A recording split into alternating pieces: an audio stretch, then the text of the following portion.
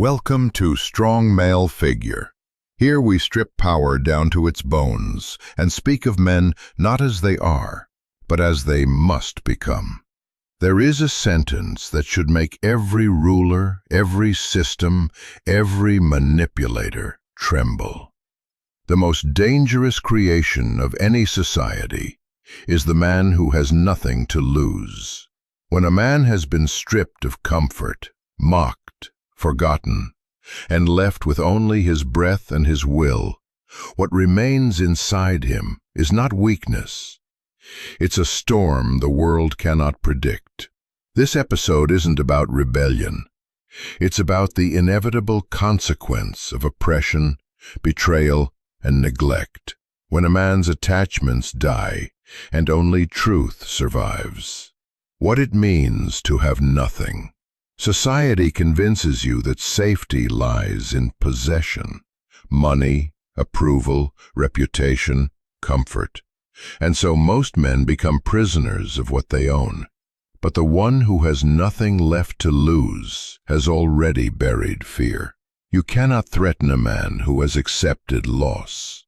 You cannot manipulate a man who has let go of desire. That man becomes unpredictable. And unpredictability is the purest form of power. The Stoics call this state apatheia, not indifference, but freedom from being ruled by anything external. Epictetus was once a slave, yet he wrote, "No one is free unless he is master of himself."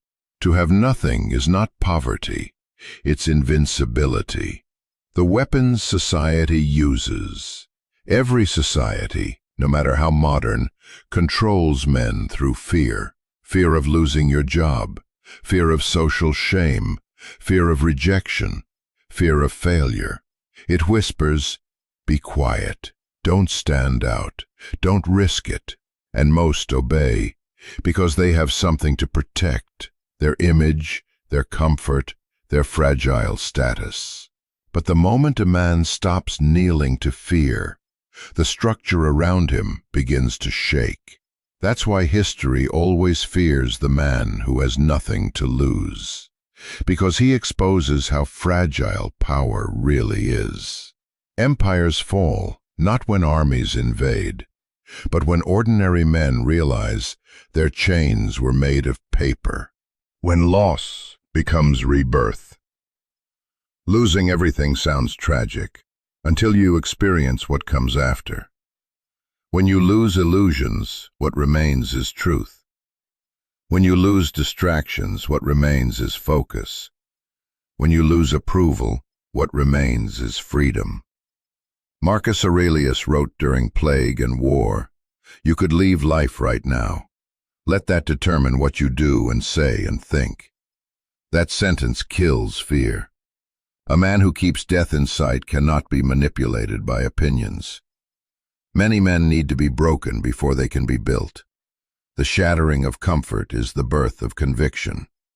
The man who has nothing left learns that his only real possession is his principle, and a principle cannot be confiscated. Modern slavery is comfort. Today's chains are invisible.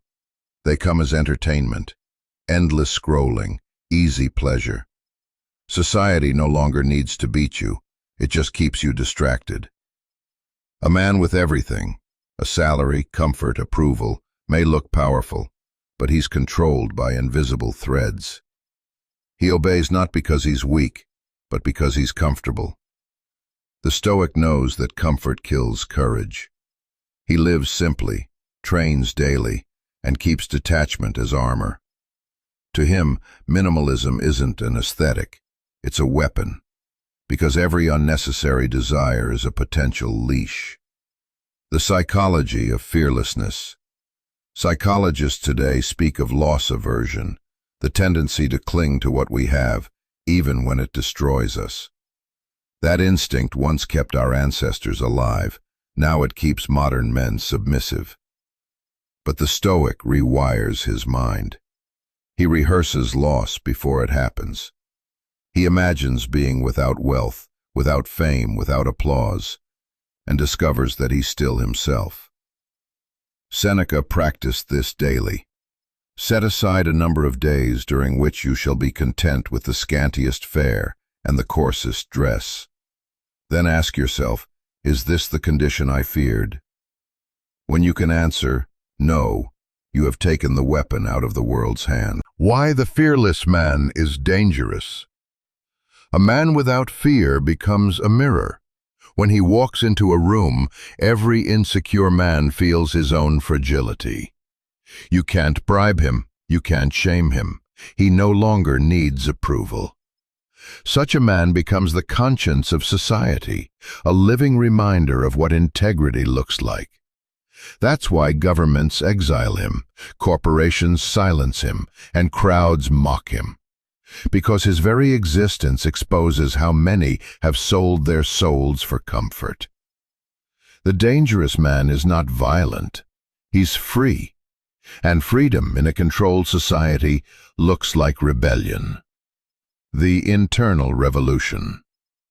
The Stoic's rebellion is inward. He doesn't riot, he renounces. He refuses to be owned by emotion, opinion, or greed. His revolution is silence. While others shout, he observes. While others react, he acts deliberately. While others chase popularity, he chases principle. To such a man, loss becomes fuel. Rejection becomes redirection. Loneliness becomes solitude. And solitude becomes power. He has detached from the need for constant pleasure, and in doing so, he has detached from manipulation. That is why the man with nothing to lose is untouchable, because everything valuable is already within him. How to become that man? 1. Detach from the unnecessary.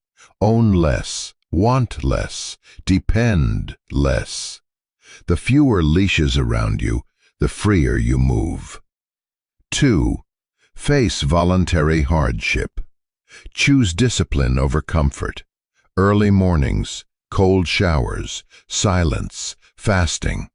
When you train yourself to endure, life can no longer threaten you. 3. Speak the truth, even when it costs you, especially when it costs you. Each truth told is one chain broken. 4. Serve something greater. Men who live only for themselves are easily destroyed. Serve an ideal, a principle, a mission, because meaning is the one possession the world cannot steal. 5. Accept death. Remembering your mortality is the final liberation. Death equalizes all men. Remember it, keeps you fearless. When society creates its own enemy, every system that values comfort over character eventually manufactures the very man it fears. You push men to the edge, take their honor, mock their pain, and from that soil danger grows.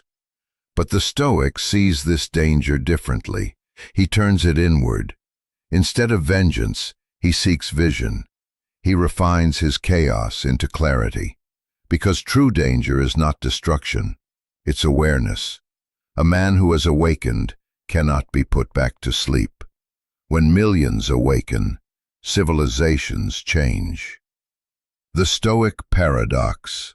The paradox of the Stoic life is this: to gain everything, you must first be willing to lose it all. Once you stop clinging, things stop owning you. You move with calm through storms, because you've already faced the worst in your imagination. This is why people misinterpret Stoicism as coldness. It's not cold. It's controlled warmth. It's fire mastered by form. The Stoic smiles at insult, stands in loss, and walks through uncertainty as though it were familiar ground, because it is. He has rehearsed ruin until ruin lost its sting. The man who walks alone. One day, you will lose something: money, love, reputation, health. And in that moment, society will expect you to collapse. But if you've lived as a Stoic, you'll simply breathe, straighten your back, and continue forward, because you never measured your worth by what you had, but by what you could withstand. That is the ultimate strength, to stand naked before life and say, "You have taken nothing from me, for nothing was truly mine." The man who reaches that state is no longer predictable, no longer tamed, no longer owned. He is danger made conscious. He is peace made powerful. He is the living proof that freedom begins where fear ends. This is strong male figure. Master yourself, and the world will follow your calm.